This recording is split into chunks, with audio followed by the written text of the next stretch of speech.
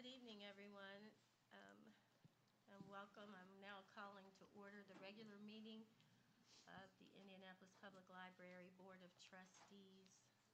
Ms. Gilbert, would you please call the roll? Yes, Mr. Biederman. Present. Mr. Lane. Present. Dr. Murtada. Present. Dr. Palacio. Present. Dr. Payne. Present. Ms. Tribble. Present. And Dr. White. Present. We do have a quorum. Thank you, Ms. Gilbert. Welcome, everybody, to this meeting, our last meeting of the year 2023. I want to take a few moments to reflect on our work and our recent accomplishments as a board. Together, we have achieved milestones that have reinforced our commitment to guiding the organization. Recently, our efforts led to a comprehensive review and update of our bylaws. This update addressed inconsistencies and will help with operational efficiency. In addition, earlier this year, we appointed Mr. Gregory Hill as our CEO, and as showcased in his monthly reports, much has been accomplished under Mr. Hill's leadership. Tonight, he will share the final report on the climate improvement process recommendations. We'll also hear the library's operations statistical report, which was tabled from last month. Related to the CIP, or climate improvement recommendations, and recognizing the importance of continuous improvement, this board has also developed and initiated a trustee development and training program. These endeavors will enhance our collective knowledge, ensuring that we remain well equipped to navigate the opportunities that lie ahead. We also have streamlined committee meetings, and in the past year, which has been, I think, particularly important, that the board has taken the steps to be back in the branches, moving our board meetings each month to a different branch to be more inclusive and interconnected as an organization. As we reflect on these positive steps as a board and the re-election of board officers last month, I'm grateful we have this opportunity to renew our dedication to the library and its vision to be the center of knowledge, community life, and innovation for everyone in Indianapolis. I'm looking forward to another productive meeting. Thank you for your kind attention to my opening remarks. Now, let me introduce our host, branch manager, Ms. Jill Wetnight. She's the Franklin Road branch manager who will report on the facility, the community, and its services. Ms. Wetnight, thank you for being our host this evening and for that culinary delight you provided. Welcome.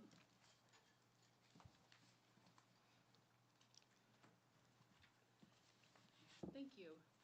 Good evening, President Tribble, members of the board. I welcome all of you to the Franklin Road Library today. We're happy to have you. Happy you were here this afternoon with us. And I'm sure if you've been here in the past, the scenery's changed quite a bit. When this building was first built in 2000, this was all cornfield, hence our theme, and the tractor. So if you haven't seen the tractor, make sure you look at that before you leave. But the area has been quite built up with houses and businesses since 2000. And the Wanamaker Library originally started at Southeastern Avenue in a leased building. And then in 2000, it was moved here due to the needs of the community. And so in 2025, we will celebrate our 25th anniversary here at this branch. Nice. Next slide. So I'll tell you a little bit about who we are. There are 4 public services librarians, including myself, and we have a half-time adult librarian and an hourly public services associate. Our circulation supervisor is Kathleen Underwood. I believe she's here this evening. I'm sure some of you probably know her. And we have 3 full-time library assistants, 2 half-time library assistants, and 2 hourly library assistants. We have 5 part-time pages and 8 volunteers. Next slide. Who we we serve, our age distribution, 31% 0 to 19, 56% 19 to 64, and 13% ages 65 plus. Just a moment, do we have somebody clicking the slides, Oh, forwarding the I'm slides? sorry. I want to make sure that we stay up with her, I'm sorry, please. I said next slide. I think you Sorry. need to do a couple. One more. No, that's it, right there. Thank you. Sorry, I couldn't see behind. No, that's Thank you. okay, that's why I did that. Thank you. Thank you. Our racial distribution, Caucasian, 80%, African American, 8%, Hispanic, 6%, and Asian, 6%. And we do have a large population of the Sikh community who use this branch. There's a very large temple in Franklin Township, Sikh Satsang, and so we have a number of patrons who use the library and live in this area as well. The school system is Franklin Township School System, and they are growing as well. They just built an early learning center in 2019. They have 6 elementaries, and they're building a 7th. And they have 2 intermediate schools, 1 junior high, and 1 high school. And then also Lutheran High School is in our service area as well. Next slide. How we serve, 22,040 registered borrowers in 2022. We had 406,370 circulation in 2022. Our summer reading program is very popular here. They start asking us about it months before and register before it starts, and they're ready to go the first day. In 2022, we had 1,568 registered, and in 2023, we had 1,694. And our adult summer reading program doubled from 2022 to 2023. We had 3,003 in 2022 and 616 in, 2023. Next slide. Our children's programming, we have a lot of young families who live in this area, and a lot of seems to be stay-at-home parents, and we have a lot of grandparents who bring their grandchildren in for our story times.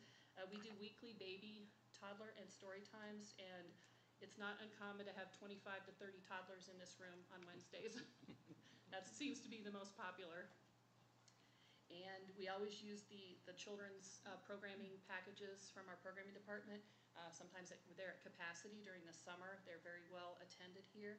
And we were able this fall to do a bilingual English-Spanish preschool story time.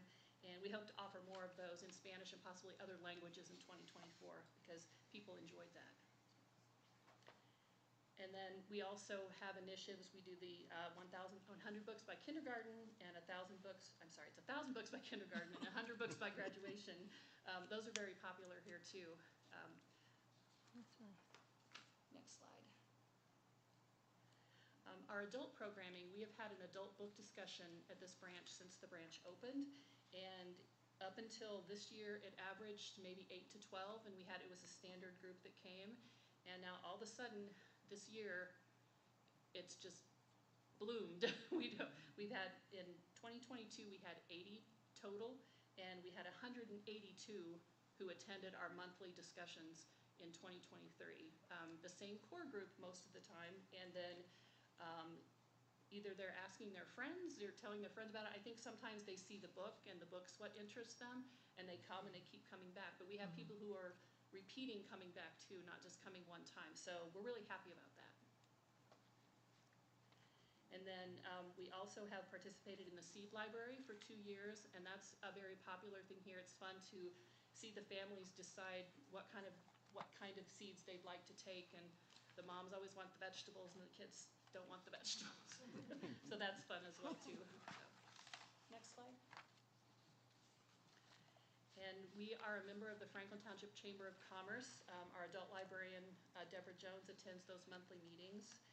And the Mayor's Neighborhood Advocate has open office hours here every Tuesday, and that's been very helpful to people. They're aware that she's here, and if they have a question or a concern, they can come here, and rather than having to go downtown or fill out a form, they can talk to someone in person. So. And then we also have the WIC, Women, Infants, and Children. They have office hours here once a month as well. They've done that since 2018. It started because there is no office close to this area, and so they wanted to offer something here for their clients to be able to come closer here, so they can come in, and if it's someone who's not aware of WIC, then they can sign them up, but they can also schedule appointments to have their required check-ins to have that done when they're here too. And that's a lot of people who aren't aware of it find out about it when they're here in the library. And they come on Wednesdays, which is toddler program day, so that's a good age for that too.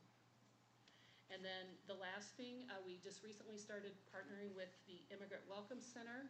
Just this fall, we hosted 2 yoga and wellness programs to reach more of the Sikh community that we have in the area, and also everyone is welcome. And plans are underway to offer another yoga series in 2024 and some other programs to work with them too. And then to get out in the community, we've gone to Old Settlers Day every year, which is a street fair in downtown Wanamaker in the summer. And we visit Wanamaker Early Learning Center every month. One of our children's librarians, April Petrie, goes and reads stories to the children. And then we've been to several back-to-school nights, and they have a Fast Flash, which is like a 2K and a 5K, the Franklin Township Education Foundation. And so we participate in those, and we're finding that now that after COVID, more and more schools are inviting us back in, so we're looking forward to that too. Any questions?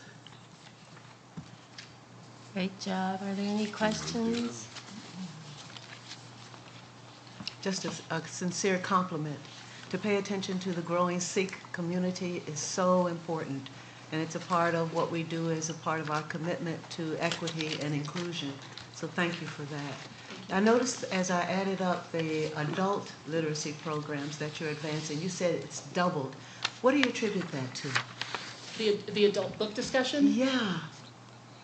We don't know. We think some people are getting out again after COVID and they're finding something new. We have some people that say, I just retired, I want to do this. Or someone will just see the book. We display the book throughout the month, and they'll see the book, and the book is of interest to them. So they take the book, and we tell them about the discussion, and they come, and then sometimes they keep coming. And I know we've had someone who, they'll bring a friend one time, and then that friend keeps coming. So we're not sure What's the draw? But yes, you know, we have a lot of interest in it, and it's been. I lead. There are 3 of us who alternate months, and it's always fun.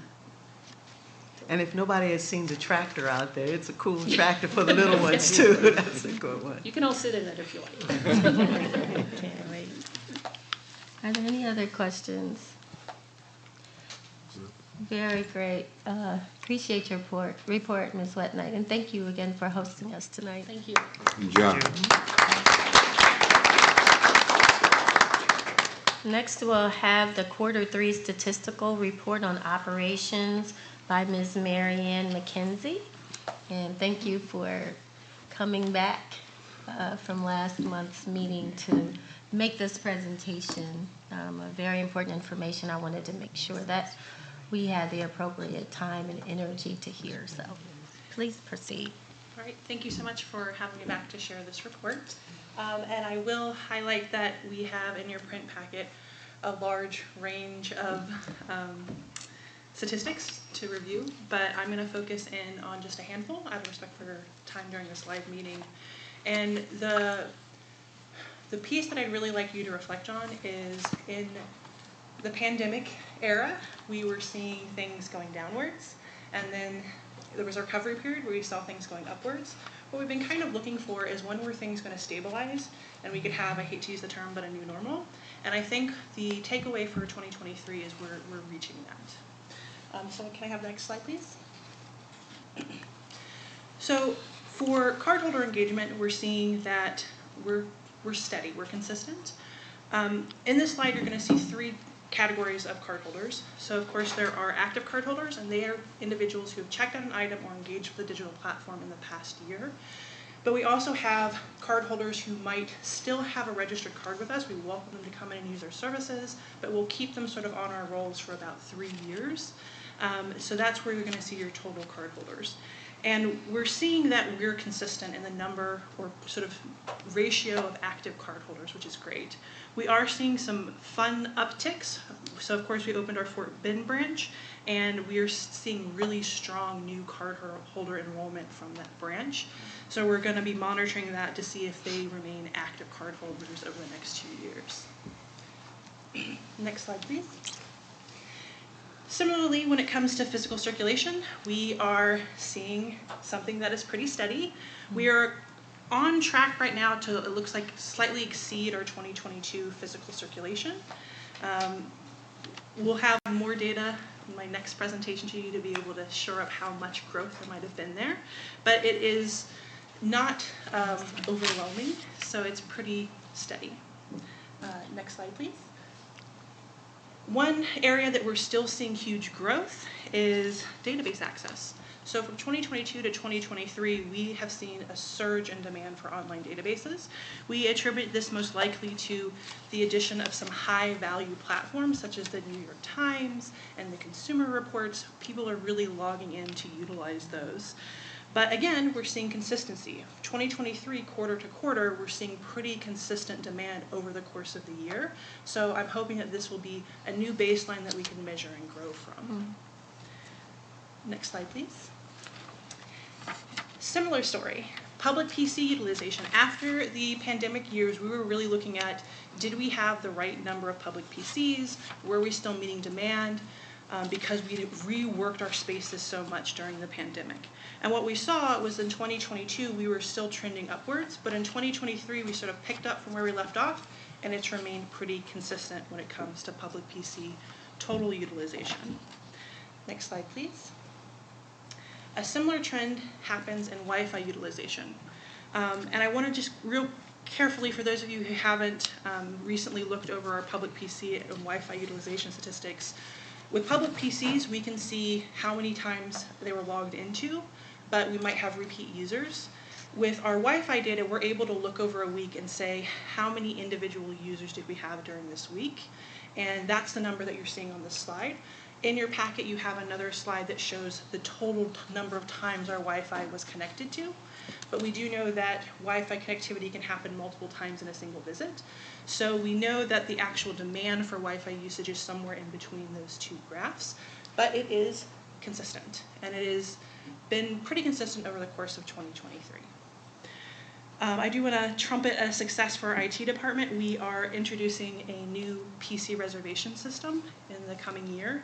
And one of the things that it'll do is it'll allow us to gather some additional data to really be able to identify if we have the right number of computers. So we'll be able to look at what we call peak usage, how many total computers were in use hour to hour. And that can hopefully also help us inform our staffing with that data.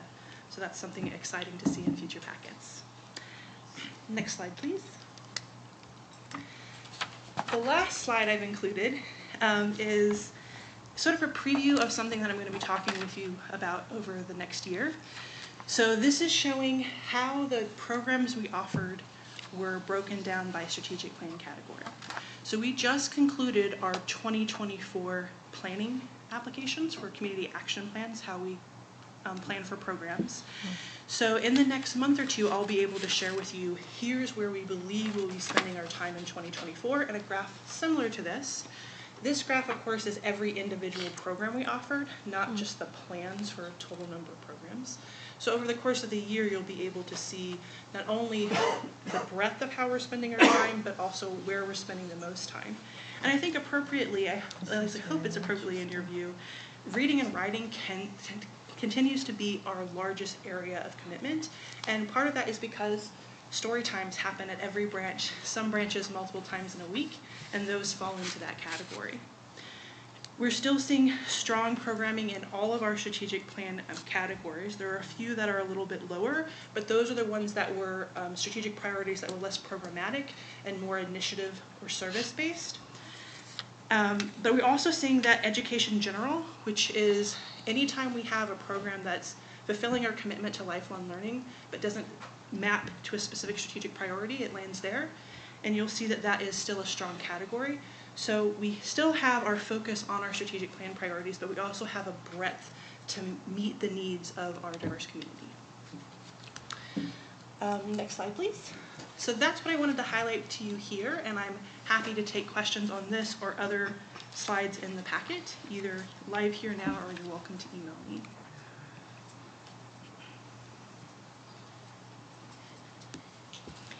Are there any questions for Ms. McKenzie? All right, thank you so much for your time. Thank you. Thank you. Thank you. Nice job. We'll move on to the public comment. And Ms. Gilbert, please. Yes. We welcome feedback from the public about our Indianapolis libraries, and this is a time when the public may address the library board. If there are several individuals representing the same group, please select a spokesperson. Please do not repeat the same comments someone else has offered. Please note that this public comment time is not the appropriate forum for commenting on matters related to employee charges, employee complaints, or alleged employee misconduct. Any such matters should be brought promptly to the attention of the CEO or the Human Resources Department, where matters can be properly addressed in compliance with established library policies and procedures. A 5-minute limit will be allowed for each speaker. Each speaker should give their name and if they are speaking on behalf of a group. Our first speaker is Melinda Mulligan. I thought that was Melinda. Yes. Good evening. Yes, I'm back. Good evening. Joining her is Shanika Hayward. Hi, everyone. Welcome. Good evening, everyone. Good evening. My name's Melinda Mulligan. I'm the manager of the Wayne Branch Library. And we've been, I guess, worked together a number of years. Yes. So I'm here on behalf of Staff Association, Program and Scholarship Committee. You may have recalled last year we gave you kind of a synopsis of what Program and Scholarship Committee does. And I've been the chairperson for the last couple of years, and Shanika's been kind enough to take that on for the next year, maybe 2. We'll continue to work on it, don't worry. But I wanted to kind of let you know how things are going. We actually have 2 candidates. I was hoping to hand off money this evening, but they both finished their classes too late to do that. So we'll be back next month. So I did want to say we did approve scholarship funds this past spring for Katrina Barnett, since she was the only Master of Library Science student, so she received a check of $1,000 to help with her schooling. Let's see.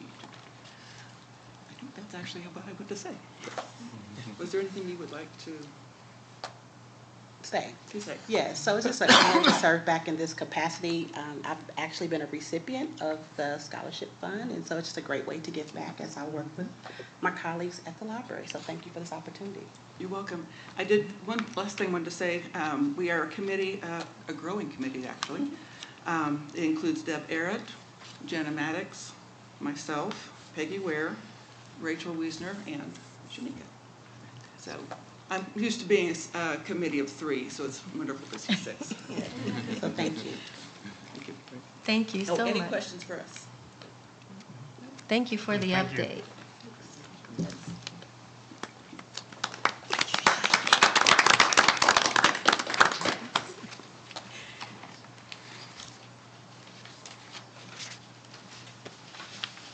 Does that conclude our public comment? Yes, ma'am, it does. Okay, thank you.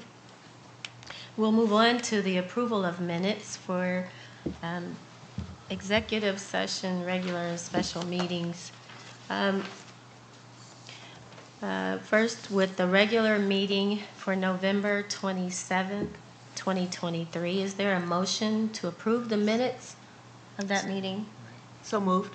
Is there a second? The minutes have been moved and seconded. Is there any discussion?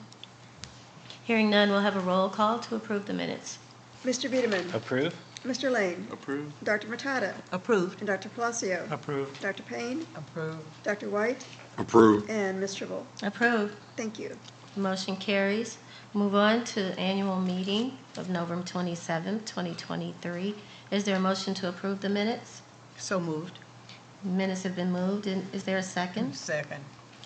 Is there any discussion? Hearing none, we'll have a roll call to approve the minutes. Mr. Biederman, Approve? Mr. Lane, Approve? Dr. Matata, Approved. Dr. Palacio, Approve? Dr. Payne, Approved. Dr. White, Approve. and Ms. Tribble. Approved. The motion carries. Thank you. Moving on with committee reports, we'll hear from the Finance Committee, chaired by Dr. Payne, and members, Dr. Palacio and Dr. White. Lolita Campbell, our CFO, and Mary Brandt, our secretary, please come up. Treasurer. Our treasurer. I give her a different name every time. Mary Rankin, Yeah. treasurer. Hi. Good afternoon or evening, board and trustees. How are you doing? Doing well. It looks real dark outside. I'm tired today. I'm happy to be here. Today we will review the month of November and the year-to-date information on the treasury report. I will review the revenue information, and Mary Rankin, our treasurer, will review their expenditures. And today our report will be kind of short. So next slide, please. So as you can see, most of our remaining revenue in the month of December. I checked today, and we have received $16 million from property taxes and $1.6 million from our excise tax as well. So when we go over the December revenue, you'll see that we will probably meet or exceed our budgeted amount that we have budgeted for. Intergovernmental revenue is 4% lower. However, we are targeted where we have budgeted for.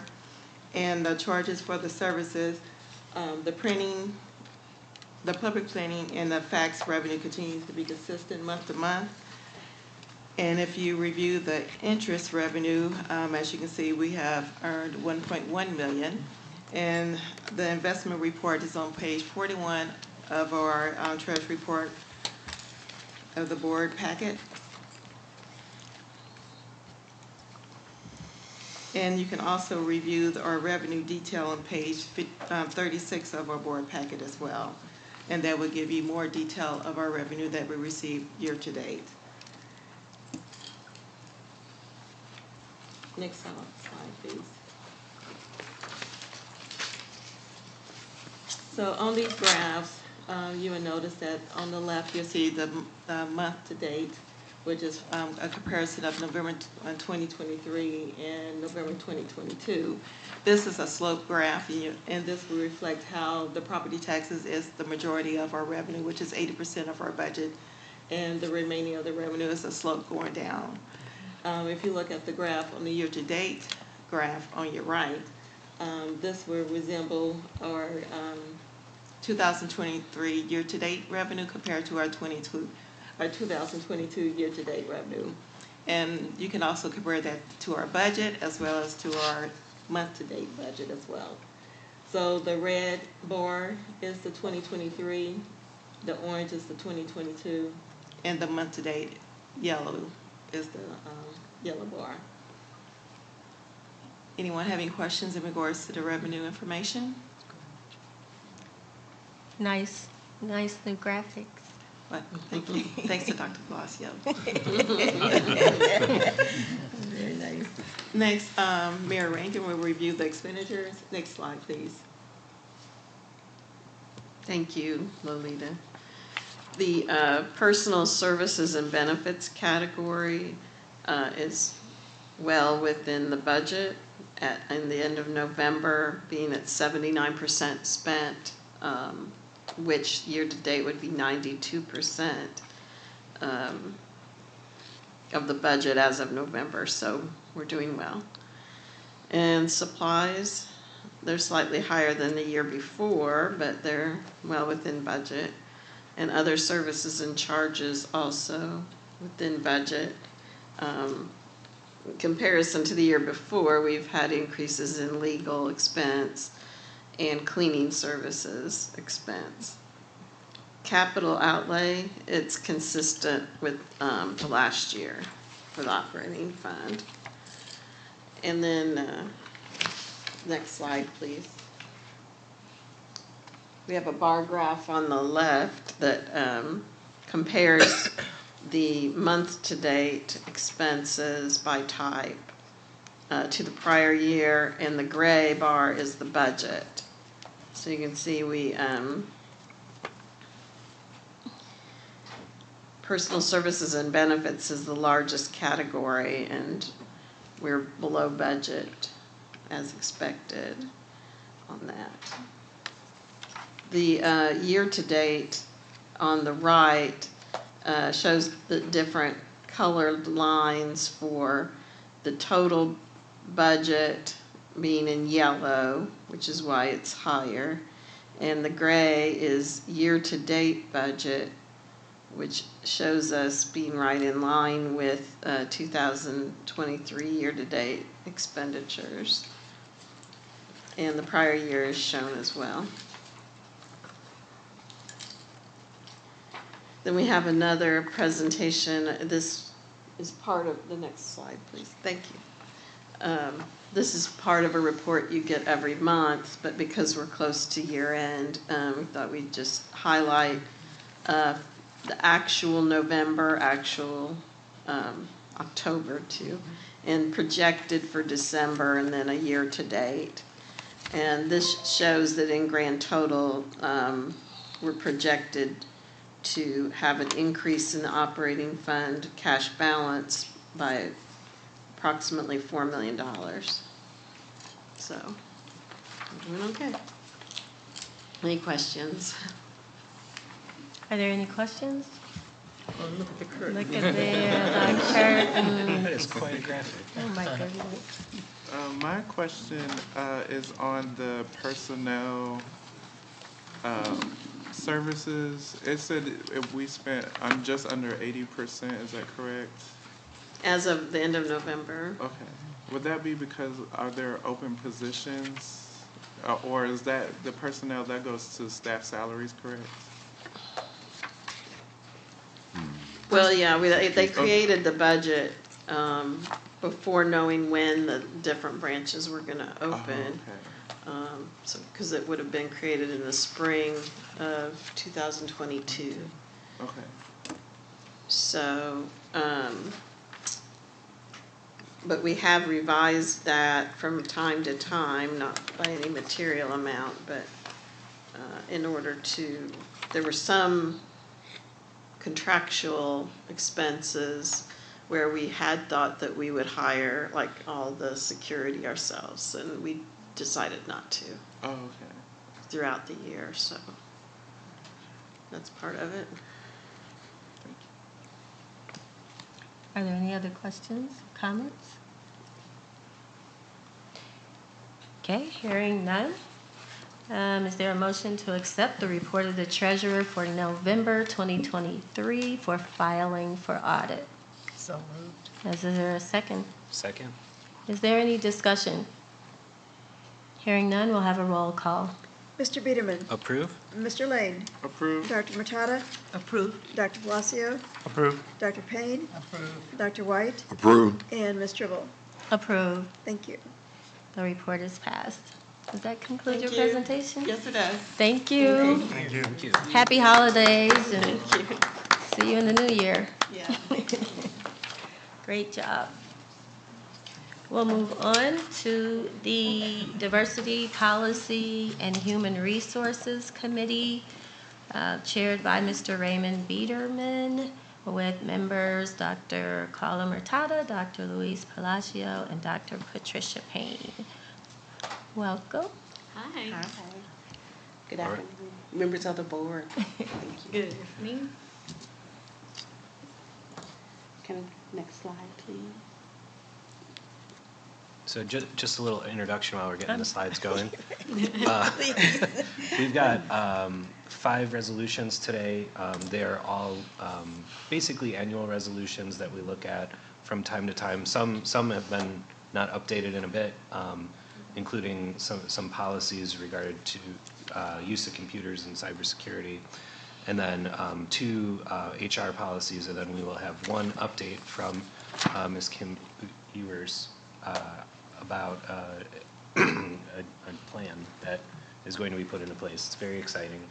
And so thank you all. Thank you, Mr. Biederman. Thank you, Mr. Peterman. Appreciate that. The first resolution is Resolution 89, is for the annual acceptable use policy. And on the Indiana Code 36-12-1-2 required that the Board of Public Libraries annually review the policy concerning the appropriate use of our internet and other computer network by the library patrons in all areas of our library. And like Mr. Peterman said, this is done every year. And this passed out of the Diversity, Policy, and Human Resource Committee and was recommended for approval. Is there any questions about the first resolution? Are there any questions? Okay. It was, I'm sorry, did you? No, I was just going to tell them next slide. Okay, go ahead, I'm sorry. No. We got it. So we have, okay, I'm sorry. So it was noted that Resolution 89, 2023, approval of acceptable use policy has received a favorable recommendation from the Diversity Policy and Human Resources Committee. So is there a second to this recommendation? Second. Is there any discussion? Hearing none, we'll have a roll call to approve Resolution 89, 2023. Mr. Biederman. Approve? Mr. Lane. Approved. Dr. Matata. Approved. Dr. Palacio. Approved. Dr. Payne. Approved. Dr. White. Approved. And Ms. Tribble. Approved. Thank The you. motion carries. We're on to Resolution 90. Okay, thank you. Resolution 90 is for the revised IT policies. So the IT department policy has been revised per industry standards, and the most recent policies were enacted from 2013 to 2017. So the goal was just to bring them up to 2024. So the wording in the policy has been updated. It's also in your packet just to reflect the current operations and how new technologies that we've added into the public library. And this also passed out of committee favorable. Okay. It's noted that Resolution 90, 2023, approval of revised information technology policies, has received a favorable recommendation from the DPHR committee. Is there a second to this recommendation? Second. Is there any discussion? Hearing none, we'll have a roll call to approve Resolution 90. Mr. Biederman. Approve? Mr. Lane. Approved. Dr. Matata. Approved. Dr. Palacio. Approved. Dr. Payne. Approved. Dr. White. Approved. And Ms. Tribble. Approved. Thank you. The motion carries. Move on to Resolution 91. Okay, thank you. Resolution 91 is for new policies that was recommended when I accepted the IT director position. And it's adoption of the cybersecurity policy and then purchasing of software licenses. So once again, we looked at all of our policies. We determined which ones that were missing from our packet. And cybersecurity policy was one. And in your packet, it outlines the entire policy, but basically it's just the measures and procedures to safeguard the library information technology assets, data, services against cyber threats. And just the policy just aims to ensure that the confidentiality, integrity, and availability of library digital resources and protect our patrons and our staff personal information from unauthorized access or disclosures. Is there any questions about that first policy, or keep going? Keep going to the second policy? Okay, great. Okay, the second policy is the purchase of the software license policy. And we created that policy just to ensure just some clean guidelines for how you can procure software, and also just to ensure that it's cost effective, that it's consistent, and that we're actually legally downloading or using software. And that's the purpose of the purchase of software license policy. And this passed favorably out of the Diversity, Policy, and Human Resource Committee. Great. It's been noted that Resolution 91, approval of cybersecurity and software license purchase policies, received a favorable recommendation from the Diversity, Policy, and Human Resources Committee. Is there a second to this recommendation? Second. Well, is there any discussion? Yeah, just real quickly. Thank you for thinking ahead on this. I know that cybersecurity has become a real issue, and taking the initiative on this policy is important, and whitelisting and blacklisting pieces of software and coming up with a process for how they get approved and renewed is very important. So thank you for doing that. Thank you. I have a question too, and is there, I know in my workplace, we get sort of like phishing emails to test whether or not we do the right thing with information that's coming in. Are we doing that? We are. We do. And are the trustees' email addresses on the list for getting? So the no before is under training, and that's the HR, so she would answer that. So we have all the NDPL accounts, and they send emails almost weekly, and we get a report every month on what IT actually catch back and how many clicks we have, and whoever clicks on it, they have to take another training to get recertified on that one. How are we doing? It's like, well, they're getting better. The emails is getting better and better. So, but we normally have a handful of clicks on it. So are we is there a metric to track how well we're doing? Yeah. Okay.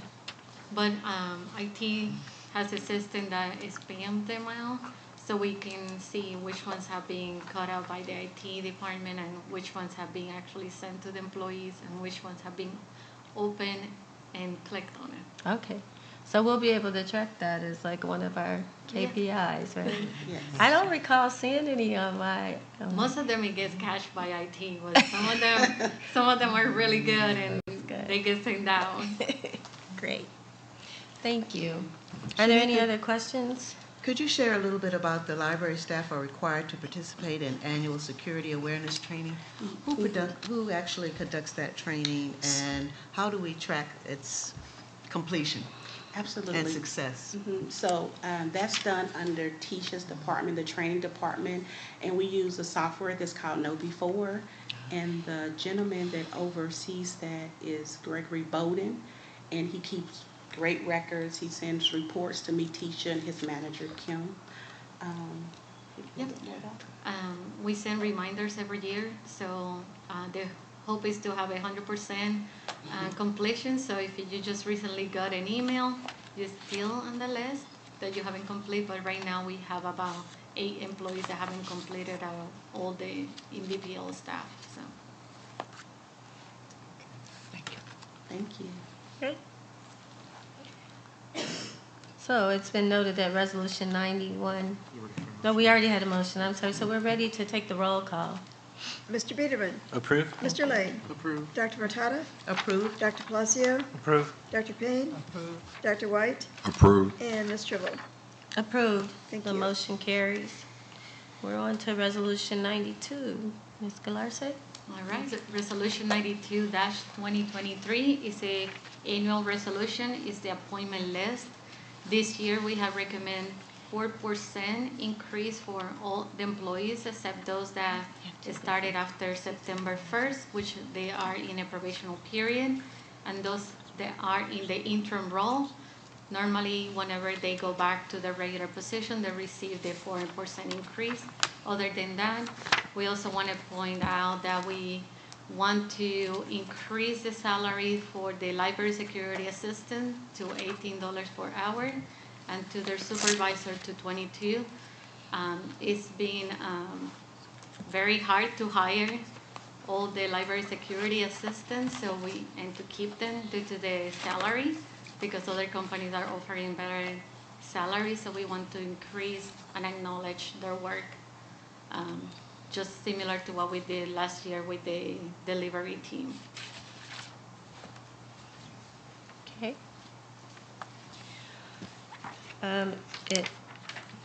That's the end of 92, so I understand the Resolution 92 received a favorable recommendation from the DPHR committee. Is there a second to the recommendation? Second. Is there any discussion?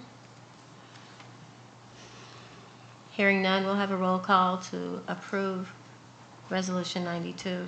Mr. Biederman. Approve? Mr. Lane. Approved. Dr. Matata. Approved? Dr. Palacio. Approve. Dr. Payne. Approved. Dr. White. Approved. And Ms. Tribble. Approved. The Thank you. motion carries. All right, next I have Resolution 93-2023, approval of resolution adopting a schedule of pay grades staff positions and benefits for the library employees. Again, this is another annual resolution. Everything stays the same, including our pay grades and benefits. The only addition for this year, we would like to add a personal holiday. As we keep increasing our diversity staff, we recognize that we don't celebrate all the holidays that our staff celebrates. So currently we offer one personal holiday. We will like to include a second personal holiday so employees can enjoy their holidays as well as the ones that we celebrate in DPL. Okay, Resolution 93, approval of resolution adopting a schedule of pay grades, staff positions, and benefits for library employees. It has been received a favorable recommendation from the Diversity Policy HR Committee. Is there a second to this recommendation? Second. Is there any discussion? Hearing none, we'll have a roll call. Mr. Biederman? Approve? Mr. Lane? Approved. Dr. Matata? Approved. Dr. Palacio? Approved. Dr. Payne? Approved. Dr. White? Approved. And Ms. Tribble? Approved. Thank you. The motion carries. We'll move on. I would like to invite Kim Ewers, our DEI officer, for the DEI plan. Good evening. Good evening.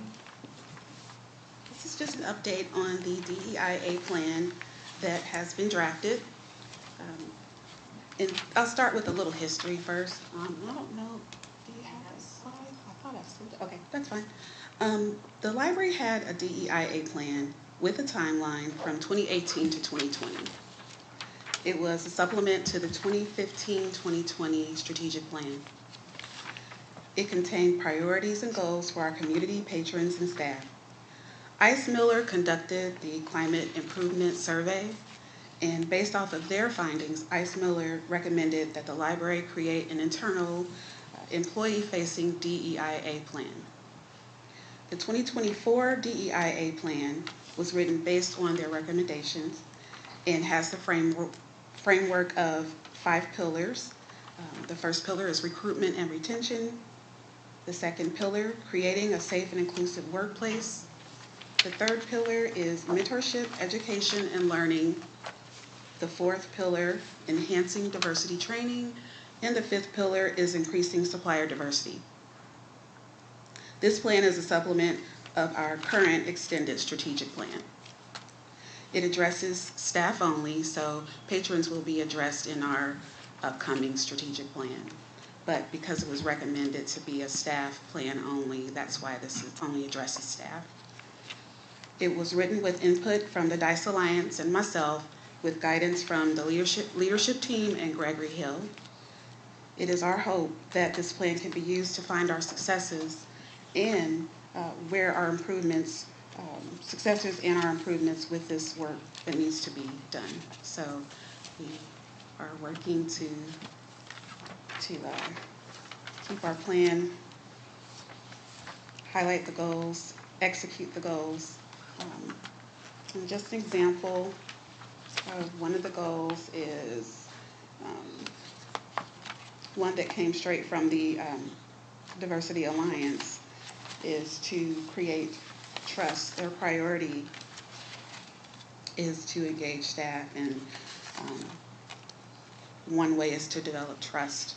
And so we want to be able to measure that. I said, are you sure we can come up with ways to measure this? And they said, yes, we can assure you that we can create ways to measure this. So they're really excited about it. Okay, Are there any questions?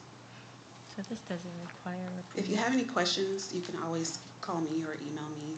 Okay, thank you, Ms. Ewers. This doesn't require approval, but are there any questions or comments from our board members? We appreciate the update. Thank you. Thank you. Happy holidays. Thank you, Ms. Hayward, Ms. Galarce, and Ms. Ewers. And happy holidays. Move on to the Facilities Committee. Dr. Eugene White is the chair. Mr. Stephen Lane and Dr. Carla Murtada are members. Dr. White? Well, to call your attention to the clock on the wall, we're going to do everything we can to help that clock go by very quickly. So tonight, Adam will present information pertaining to our one resolution. I want you to mark this down because it might not happen again in a long time. Adam? All right, thank you. I only have one resolution and then a brief overview of facilities as a department. So, we're going to go to the next slide after the resolution slide. There we go. So, before you is Resolution 94-2023, which is approval to award a services contract for off-duty officer services. We currently have off-duty police officers scheduled for 40 hours throughout the week at Central Library. This contract was formerly combined with the security services contract. We decided to pull this section out of the security services contract so we can negotiate and contract directly with the vendor. And actually it will save us quite a bit of money. The impact, next slide. The fiscal impact, standard rate is $85 an hour. We were going to be charged $95 an hour if we kept this through the security services vendor. $10 per hour savings there. This is a short-term, 6-month contract to extend our current vendor, offdutycops.com Inc. And the 6-month cost is calculated at $88,400. Again, this is not on top of the security services contract. This is money that has already been approved via the security services contract that we are just now diverting to a different contract to provide the same services. The vendor is not a city certified XBE and will self-perform 100% of the work. So, next slide. Oh yeah. So, as I previously mentioned, this is a 6-month contract. Off-Duty Cops has provided these off-duty officer services for the past 5 years through their contract with Allied Security. We are moving to a new security vendor, Marshall Security. And so I spoke with Gwen Simmons, our purchasing manager, and she approved a 6-month contract with Off-Duty Cops with the expectation that we will advertise an RFP in about 3 to 4 months, and that we will have a brand new contract, a long-term contract, starting July 1 of 2024. Next slide. So, RFP, board approval tonight, RFP advertised March 11th. That should give us an late April board approval. The old contract will end June 30, and the new contract will end July 1. And this did come out of committee with a due pass recommendation. Thank you, Mr. Parson. It's noted that Resolution 94-2023, approval to award a services contract for off-duty officer services, received a favorable recommendation from the Facilities Committee. Is there a second? Second. Any discussion? Madam Chair, so I just wanted to ask, what was how did the committee got into consensus to move this forward? How did we come to a consensus to move this forward? We had a question about the practices of police officers in general, and because of concerns by the committee, Adam was able to explain to us what the procedures would be that these officers would be expected to follow. Of course, the financial part of the recommendation was really a non-issue because the money was available for this particular type of service.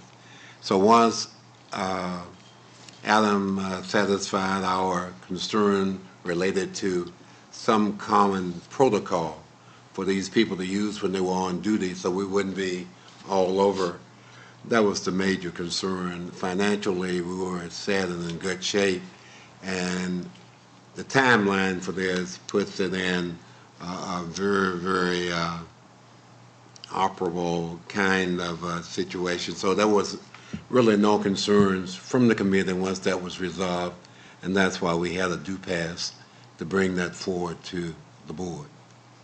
Thank you. Yeah, I had similar concerns, so thanks about protocol and training and all that. But also, Adam, if you can tell us how, in general, how all this changes in security and how you're managing this is contributing to a sense of safety among the staff.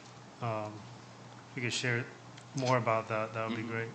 Sure. So we've had off-duty officers at Central for many years. We had off-duty officers at branches from time to time as necessary, but right now the only location that has them on a regular basis is Central Library. The number of hours was actually increased from 36 per week to 40 per week. Leadership at Central wanted a 4-hour shift on Sundays, so there would be 7-day-a-week coverage. Our security staff, specifically the LSAs over the past couple of years, has developed a good relationship with the off-duty officers. These are fully licensed police officers that are just happen to be off-duty. They are not working for their respective police department, but they are still fully approved, I forget what the word is, but they can still exercise their full police power during these shifts. And our staff and the off-duty officers have a good understanding that the officers, the off-duty police officers, are the last option. It is public services staff, it is LSAs, it is library staff first and foremost, and with the target to resolve any issue with library staff and not involve the off-duty officer. Unfortunately, there are instances where it is unsafe for library staff to approach a situation, or there is something illegal occurring in, by that matter, we need a police officer. But really the one that probably everybody recognizes is Officer Fitz. He's been almost an institution at Central for quite a while. He knows the policies and procedures, but he also knows the rhythm of Central. He's established a great rapport, not just with staff, but also with some of the regulars that Central Library sees. Thank you. I wanted to highlight that last part. I was talking to Marcus one day, and he pointed out that they get to know the patrons well and develop that relationship. I think that's important. Yes. Are there any other questions? Hearing none, we'll have a roll call to approve Resolution 94, 2023. Mr. Peterman. Approve? Mr. Lane. Approved. Dr. Matada. Approve. Dr. Palacio. Approve. Dr. Payne. Approve. Dr. White. Approved. And Ms. Dribble. Approved. Thank you. The motion carries. Move on to facilities overview and the year in review. All right. So this is just a review of the department, and then just a 2023 review and 2024 preview. Next slide. These are just some of the numbers. The facilities department has 39 staff, 26 locations, almost 1 million square feet, $9 million operational budget, and an $11 million in 2023 XBE spend. That is both operating and capital or bond money. Okay. We're also responsible for maintaining the 17 vehicles that are among shipping, receiving, and outreach. The board passed 29 resolutions, over 4,000 work orders, which amounts to an average of 11 a day, 365 days a year. And the median open time for those tickets is just under a week. Next slide. So a little bit of the organization. Buildings and grounds. We have buildings and grounds, capital projects, safety and security. So buildings and grounds does the day-to-day maintenance. And I have some, I don't have the figures on this slide, but some figures.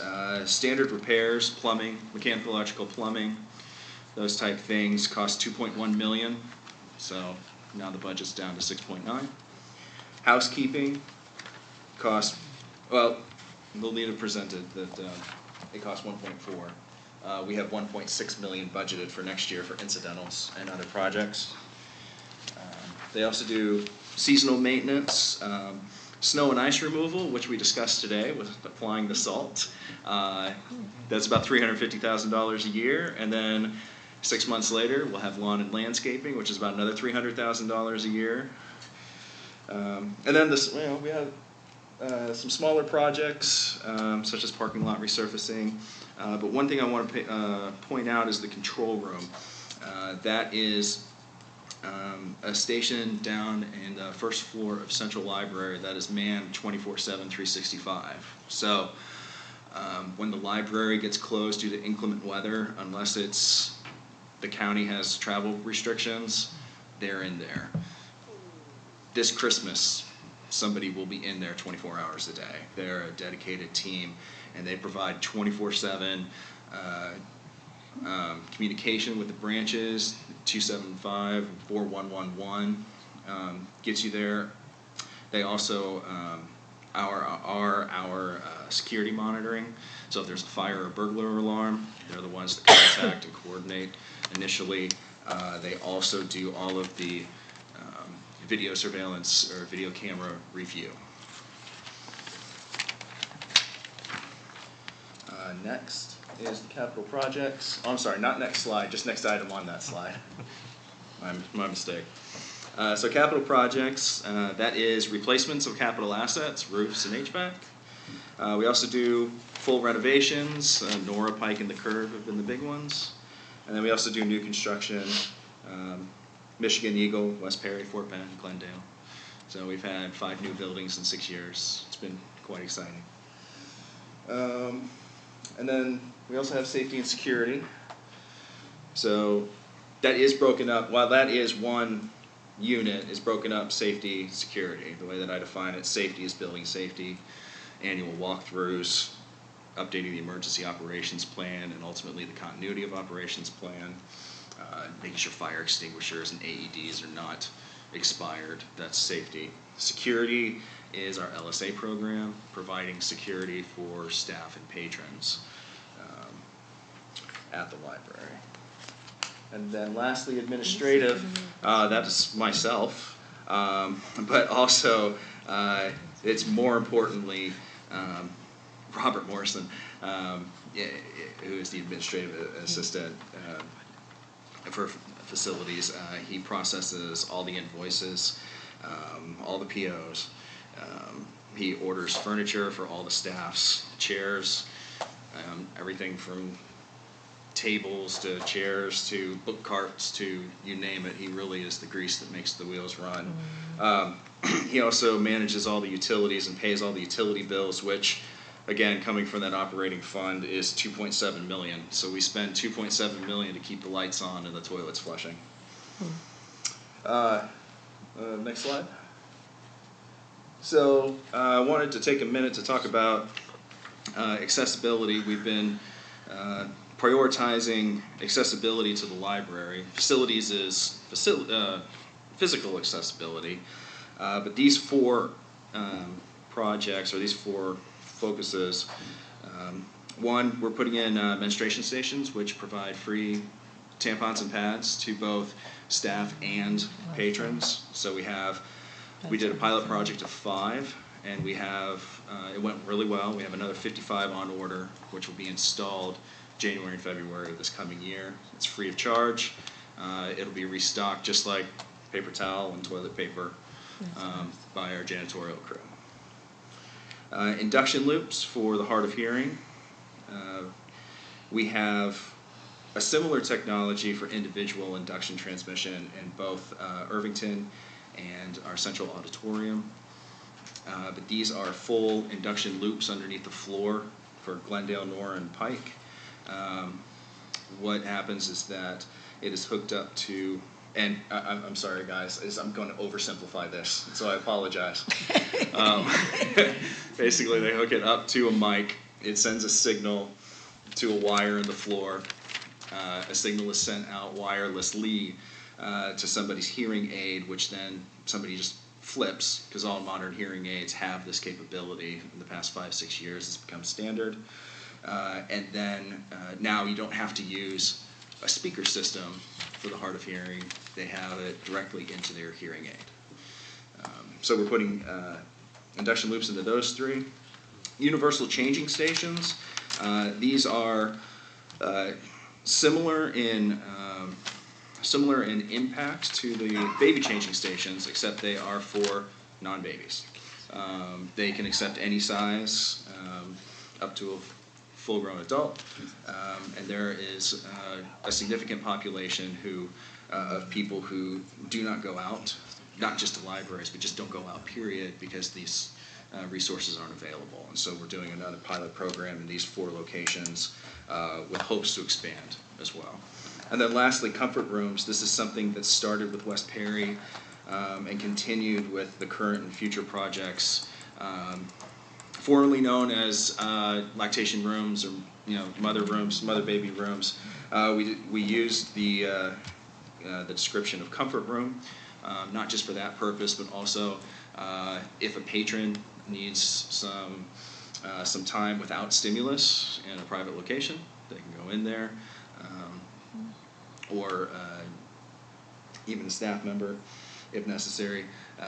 And so several of them have working sinks, some of them do not. We're trying hard to get working sinks in all of them, and that will expand our outreach to more patrons. And then, next slide. Lastly, this is just a list of projects that we completed in '23 and projects we plan to complete in '24. I'm not going to read them, or else I will go past Dr. White's time limit. Thank you.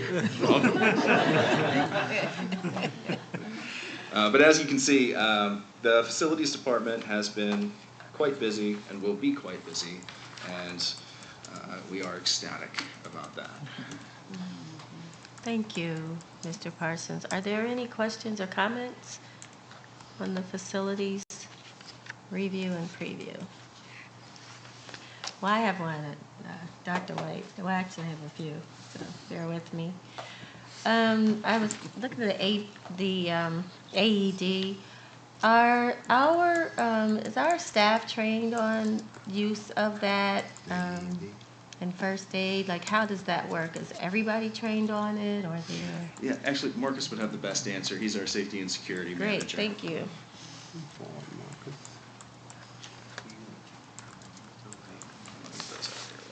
Welcome.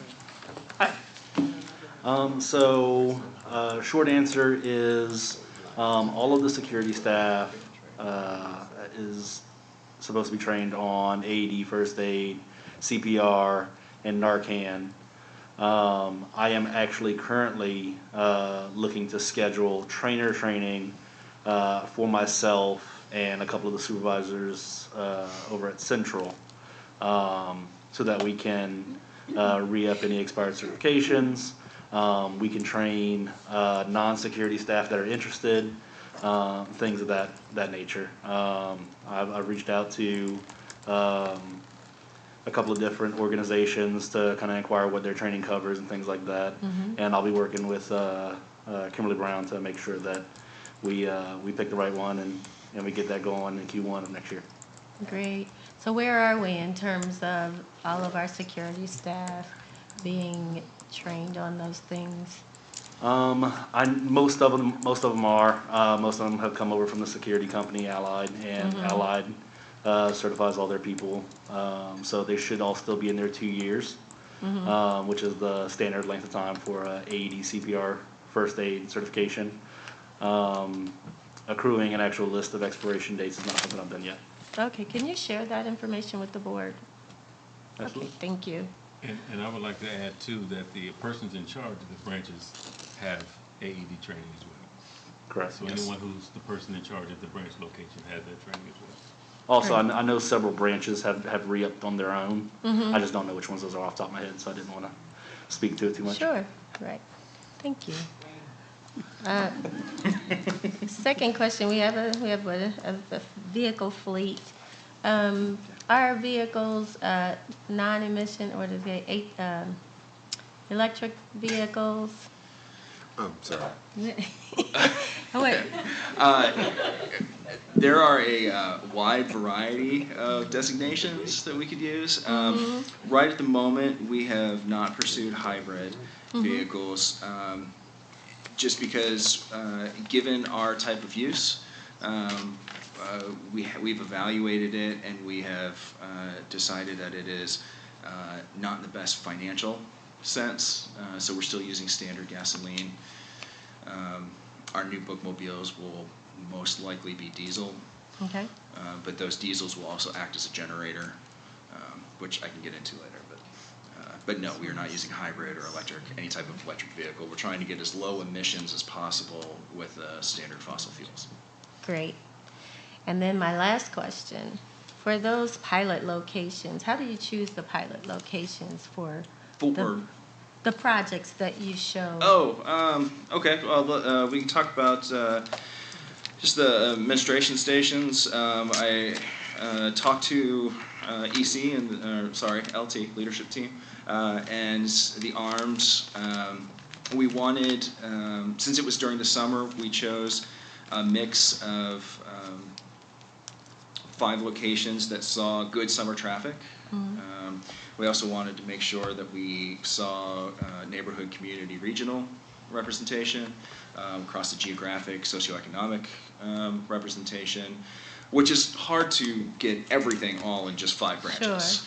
Sure. But we did a good job, I believe, and it was quite the success. So other pilot projects follow similar criteria.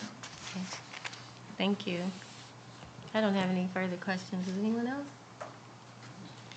Okay, thank you, Mr. Parsons. On behalf of the Facilities Committee, we wish everyone a happy holidays. Happy holidays. Okay, we'll move on to the Library Foundation update. Mr. Biederman? The Library Foundation also wishes happy holidays.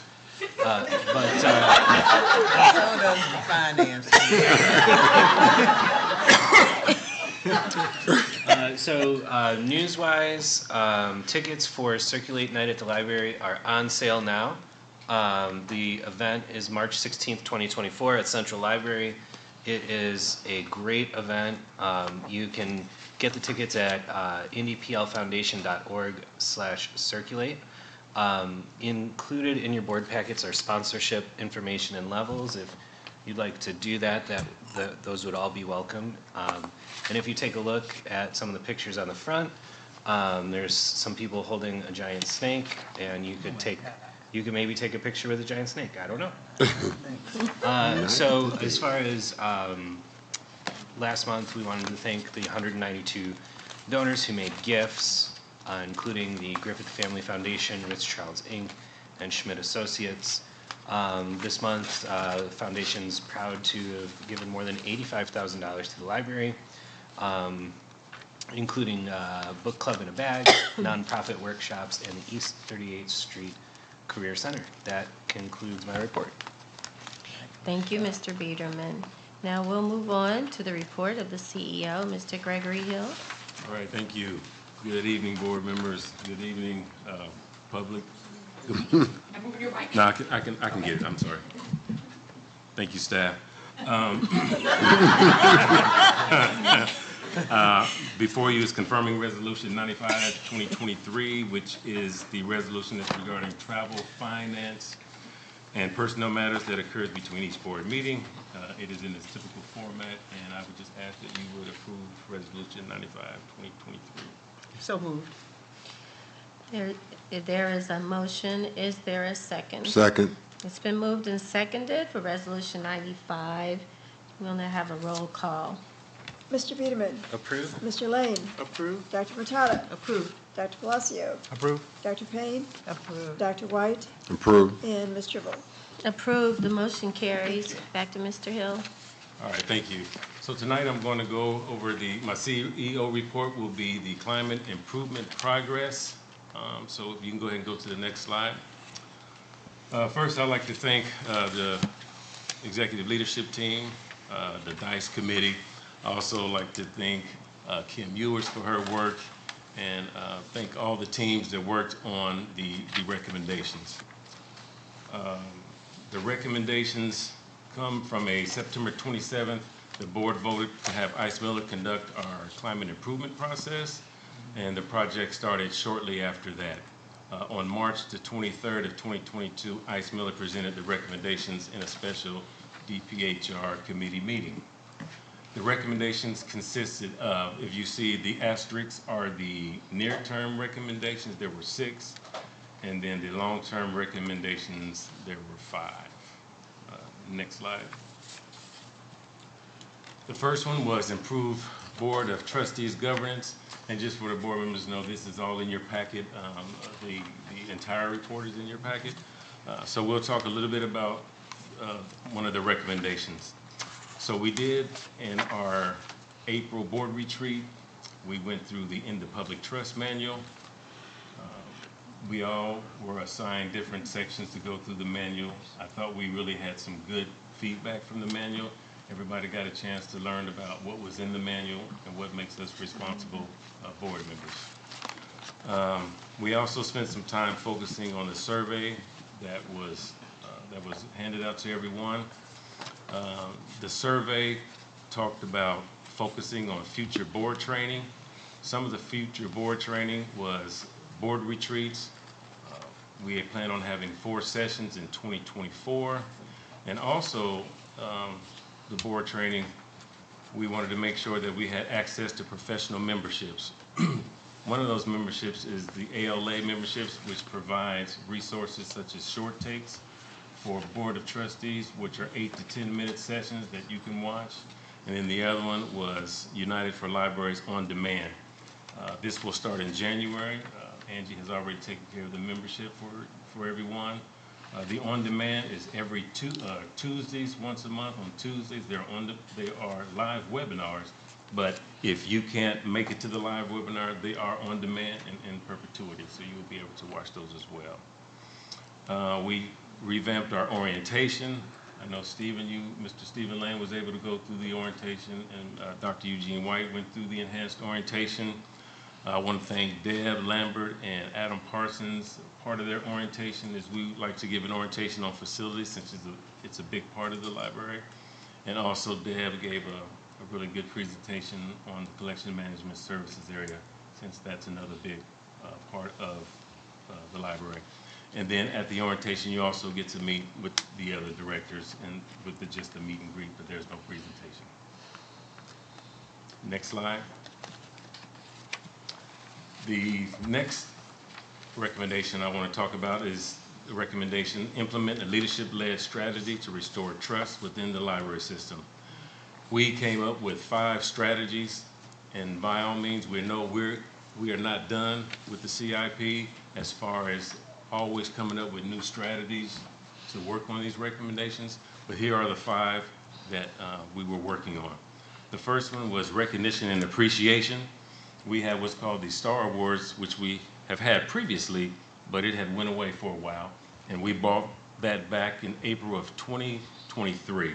Since the program restarted, we had 190 nominations, and of those, 60 individuals won in the category, counting teams as one of those categories. So being able to recognize our employees for their hard work and show them our appreciation has been a really good thing.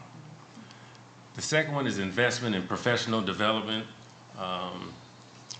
We had a presentation last month, or maybe it was the month before, I can't remember right now, about the career development program. We are in our 4th session of the career development program. We just had one recently in October. I think it was November actually. It actually went very well. Again, we were able to have 14 staff members to go through that. And talking to John Helling, we're looking at possibly, instead of doing that twice a year, doing it 4 times a year, once a quarter, because we have so many people that like to go through the program. We also have a mentor program that has started. We are looking at bringing in some more mentors to the program. I think one of the questions that was asked previously is, once you make it through the mentor program, you complete the program, could those people be mentors? Absolutely, yes. So once they make it through the program and complete the program, they will be mentors as well. So professional development is something that we have took a very keen interest in, and we're working on making that better. Additionally, we have in-person leadership training for systems managers to ensure that our leaders are equipped with the necessary skills to lead effectively. Some of the upcoming training includes, we have psychological safety training, which will be in February, which will be one of our in-person trainings. And then we have hiring and interview best practices will be in May. That will be our in-person as well. The next one you see up there on the list is open dialogue and communications. This is imperative to rebuilding trust. We have instituted the bi-monthly town hall meetings to provide a platform for transparent communication, allowing leadership to address concerns and share updates. Our last one, I believe, was November the 19th. We had 14 questions in our questions and answer session, which has gone down significantly from when we started, where we would have anywhere from 40 to 50. We're down to 14, and we find that to be encouraging. Simply because on my next section I'm going to talk about here is visibility and accessibility of leadership. We have been going out to the branches with our EC liaison initiative. We are in our second quarter of doing that. The first quarter we went out, not the first quarter, we actually started in the third quarter, but that was our first quarter doing it. We did a summary at the end of the quarter. We found out one of the biggest things that came up in our meetings was safety, just the safety of not only the staff, but the patrons as well. So we're constantly working on safety for staff and patrons. And then there was some feedback on communication. So we're still working on making sure that we communicate with our staff. The town halls have been very helpful, especially having them bi-monthly. And again, that's something that we will continue having those bi-monthly until the foreseeable future. And then the next item is the wellness support. What the wellness support is when branches or support departments have traumatic events, whether that be with a staff member or a patron, or they witness that, we have come up with a program to where that they can have 2 days, if they need 2 days to get away from the desk, to get away from the job, to recuperate, take care of themselves. As far as a mental health day, they are allowed to do that. So that's up to 2 days per incident. And they also have EA support on site. And we also offer up to 8 free sessions for that as well. So just being able to offer wellness support to our staff has been extremely important. And I think they are really appreciative of that. Also, if we need to close a branch for whatever reason, we've had a few instances where we had some lockdowns where there were some gunshots over at the Martindale-Brightwood area. We were able to lock down the branch, and if the staff felt like they needed to take time off from that, they were allowed to do that as well. So that's something that's been really helpful. Next slide. The next slide is update and reinforce harassment reporting and investigation processes. The first thing on the list up there is finalize and deploy the Fortis reporting tool. That is now called, we called Integra, I believe at first, now it's Fortis. We deployed that in October of 2022, so that is up and going. It's being used not nearly as much as it was at the beginning when we first deployed it.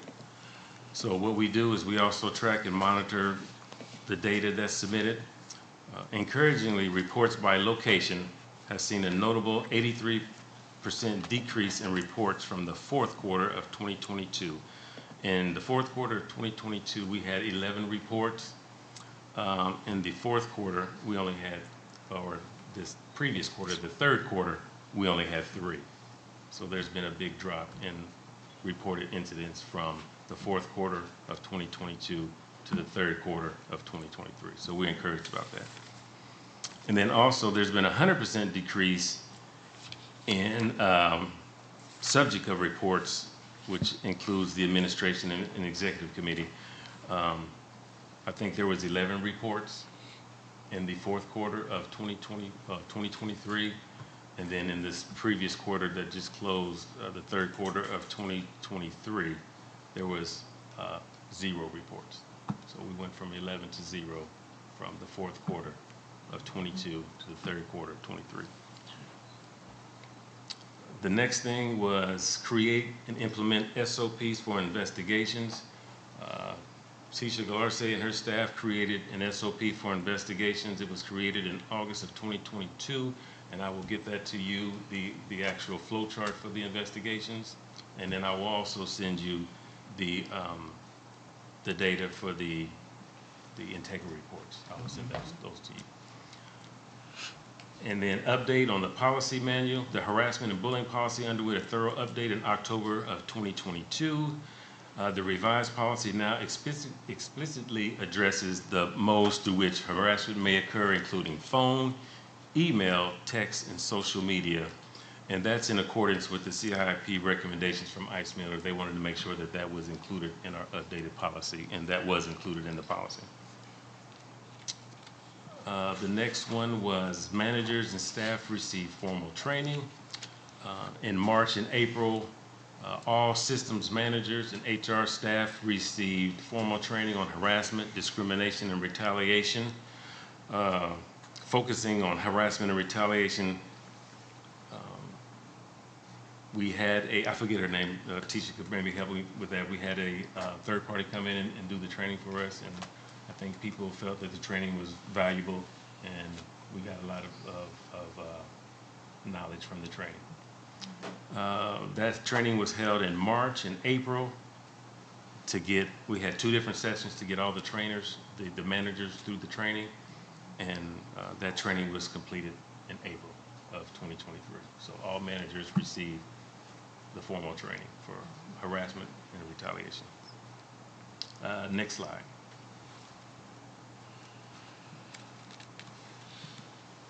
Enhance internal communication practices and processes. One of the things was we wanted to improve internal newsletters and monitor our open rates. What we did was we established guidelines for content submission, making sure that we had content that was submitted to us on time, and then just getting the newsletter out on time has been something that we've been trying to be consistent out, making sure that we get that out. We also solicit suggestions for content. We've gotten feedback on how we can get more people to be interested in our newsletter. So we're getting information about that, some suggestions that we can help have a better open rate. Also, the industry standard for open rate is between 21 and 34%, and we are at between 48 and 49% for our open rate. So it's actually pretty good. That's awesome. For us, yeah. So thank you to the communications team for your outstanding work on what you do. And then we also do, occasionally we may do a special newsletter. We just did one recently on safety and security, to where we sent out a nice newsletter on safety and security about the things we're doing and reminders of what we can do to keep everybody safe. And then the third one up there, establish a cadence and procedure for all staff town halls. Before, we were having them sporadically, and again, we've implemented clear procedures and expectations for timing. We do them every other month. The next one is January, and those will go through all the way of November. We try to give a really good lead time where we send out an email where staff can submit their questions in time, and then we divvy the questions out between each team, the leadership team.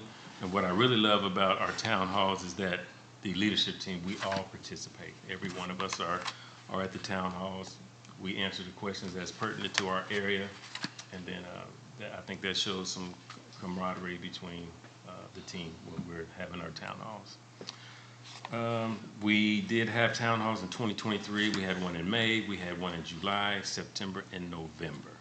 So those are some of the things that we're doing to help enhance internal communication practices and processes. And again, these are not be-all, end-all strategies.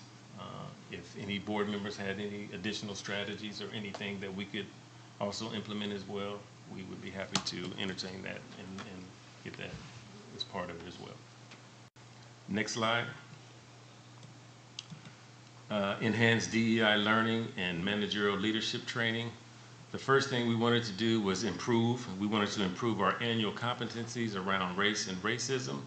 So what we did is we added mandatory competencies, which included diversity and equity, inclusion 101, equitable services and access, addressing microaggressions, and how to be an ally.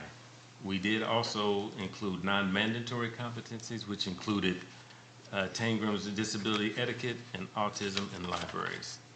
In 2024, we already have worked on our mandatory competencies.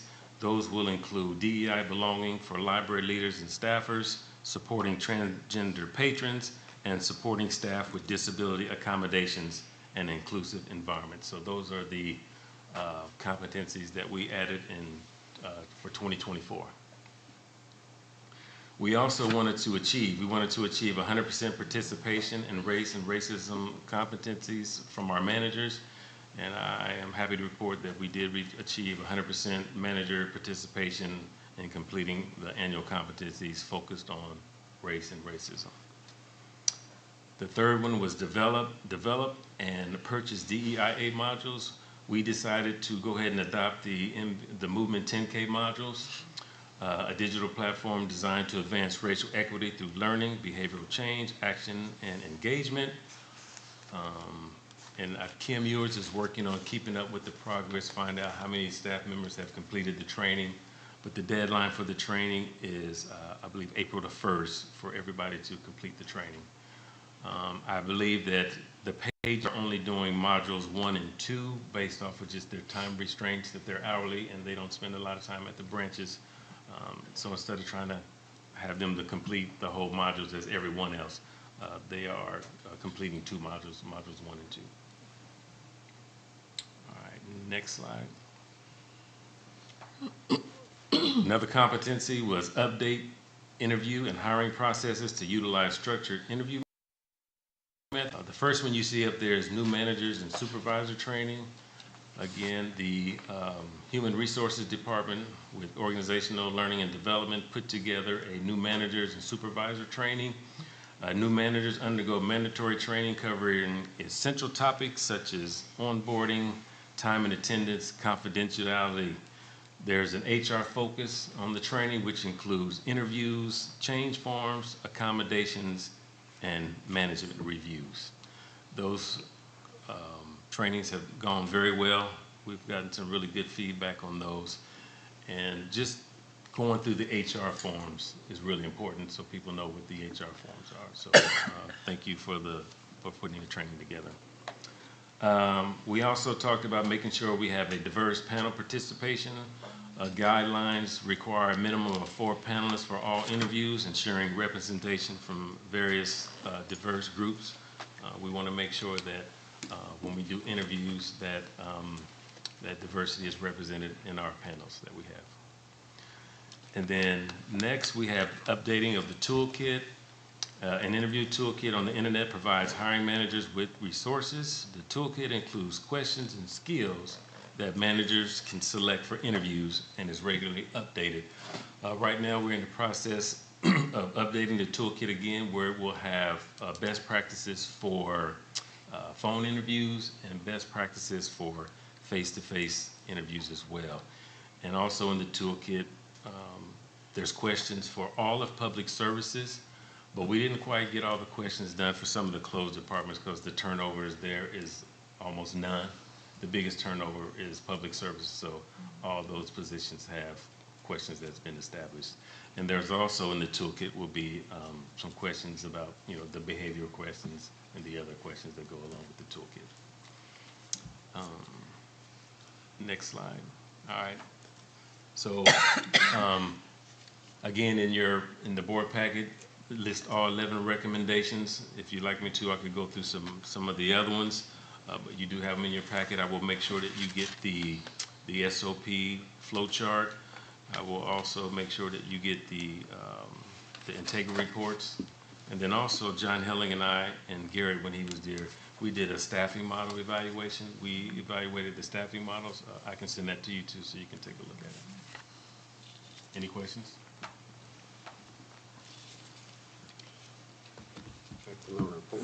Mr. Hill, thank you. That was an excellent report. I really appreciate the way that you've anchored the activity of the year in a report in the CIP that kind of helps us get grounded in responding to those recommendations.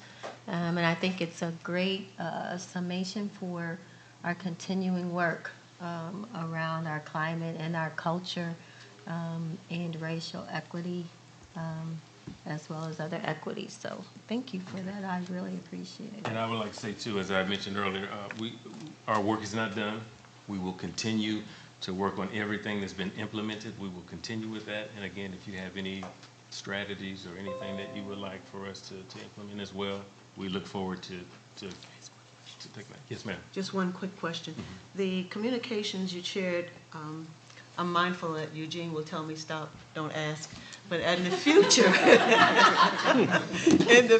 if you could tell us some more about the external communication. You shared about the 21 to 34% open rate for internal, but the external communication is extremely important. So in the future, could we talk about that? Yes, ma'am. That's it. Okay. 20 seconds, Eugene. Good job. Thank you, Mr. Chair. In the future. In the future. Okay, yes, ma'am. If no one has any further questions, that concludes the CEO report. Thank you, Mr. Hill. Thank you. Well done. Very nice. No unfinished or new business. Item 13 is future agenda items. This time is made available for discussion. Items that are not on the agenda, which are of interest to library board members, and the opportunity, it gives an opportunity to suggest items to be included on future library board meeting agendas. Are there any suggestions for the January 2024 board meeting agenda? I would suggest that one. That had to do with external communication, if that's okay, Greg, if we do that. And the other had to do with, we have been watching carefully the reference you said to, and you sent it out to us, about the social emotional well-being of both, how do we pay attention to that? And so our social worker. Social isolation? Yes, if you could give us an update in that regard, or ask her to come and share with us some of the work that's being advanced. Okay. Great. Yeah, Mr. Lane? we were talking about in our previous meeting, board training, about data-driven decision-making. I was wondering if we could get some sort of update on literacy rates specific to Indianapolis for adults and children. That would be awesome. Literacy, just reading literacy, not data literacy, but. Yeah, just reading literacy. Reading literacy, okay. For our city. Okay. That includes not just the little ones, but the adult literacy, which is critical as well. Yeah. And that's making a big impact on generational literacy. Great. Are there any other suggestions? Okay, we'll move on. The next board meeting will be January 22nd, 2024 at the Decatur Branch Library, 5301 Kentucky Avenue at 6:30 p.m. Is there any other business to be discussed? Hearing none, I will entertain a motion to adjourn. So moved. Second. The motion has been moved and seconded. I want to thank all of my fellow board members for all of your work over this year. It's been a long and successful journey, and thank you. Thank you for your time. Thank you for your talent. Thank you for your treasure and for your passion. Wish you all a wonderful end of year, and we'll see you in the new year. Good night. Thank you. Meeting's adjourned. Time with your family.